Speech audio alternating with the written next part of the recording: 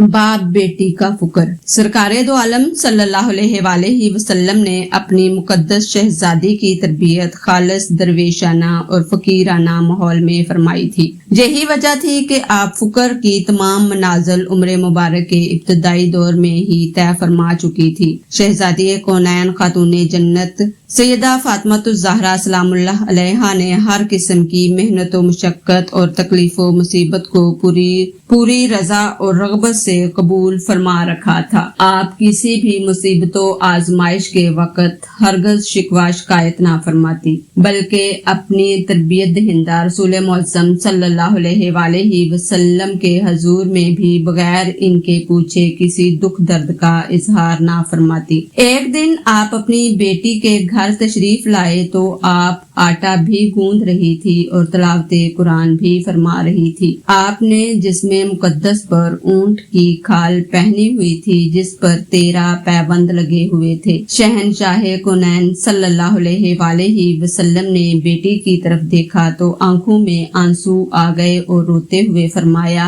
मेरी बेटी, अल्लाह ताला तुझे और भी सब्र अता फरमाए। बेटी, तेरे दुखों को देखकर बाप के दिल पर चोट तो जरूर पड़ती है, मगर हमने सब कुछ खुद ही इख्तियार किया है। हमने दुनिया के बदले आखिरत को कबूल किया है, इसलिए गुर्बतो अफलास के सदमात उठाना ही पड़ेंगे।